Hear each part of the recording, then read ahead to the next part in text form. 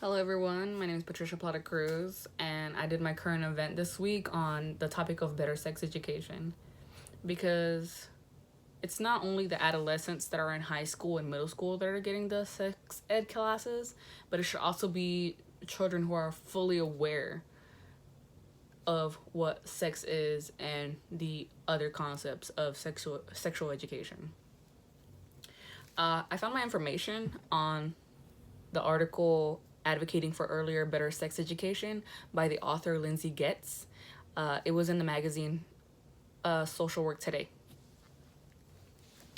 And what the article starts off talking about is the hashtag #MeToo movement.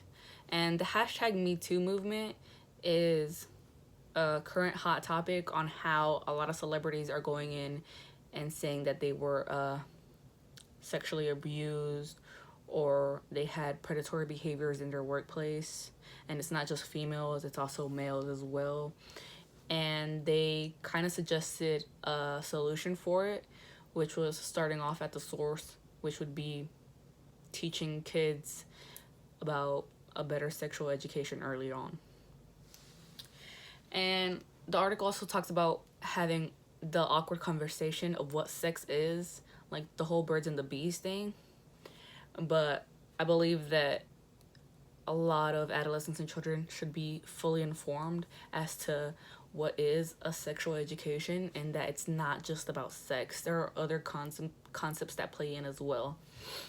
There is a support group that they mentioned called Amaze, and they have a whole sexual education mini series that they emphasize and that they use with their public to teach them about a better sexual education, like teaching kids about their body parts and knowing how to name them, like their genitals, and teaching kids about consent, on how to say no, and the concept of communication and how to form relationships. And that all goes into play with sexual education. It's not just about like putting on a condom or periods or having sex in general. And the article also stated that an earlier sexual education can also prevent future sexual violence. They conducted a study in the article that stated that there were some schools that did an abstinence only sex ed class, and there were schools that did a consent informed sex ed class. And the ones that had the consent informed sexual education classes, they had a lower rate of sexual violence, whereas the abstinence only classes, they also had a low rate, but it wasn't as low as the other one was. They also talk about the concept of communication with sexual education. Communication is a key concept when it comes to sex, because it's not only a way to communicate to your partner the yes and no's of what the person may want, but it's also a way to communicate your boundaries and your feelings to not only to your romantic partner, but also to your family members, your friends, and even your professional relationships, such as your teachers and your coworkers.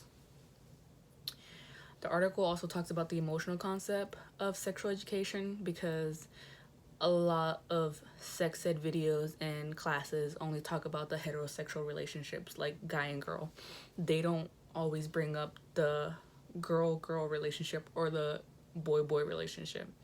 So there's a lot of confusion when it comes to talking to an adolescent that is LGBTQ and they aren't fully informed.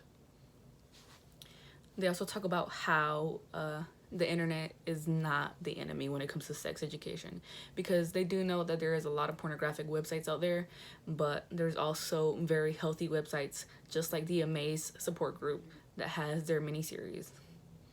And I like to think that sex education early on is very important, because if a kid knows about it, then might as well teach them about it, especially on things like how to say no, on how to communicate, and obviously where stuff goes and how to do stuff. And I believe the social work role in all of this is to just be an advocate for this community, such as the LGBTQ and the adolescents growing up, and even for the parents that are struggling with teaching their kids about this. But yeah, that was my current event. Thank you.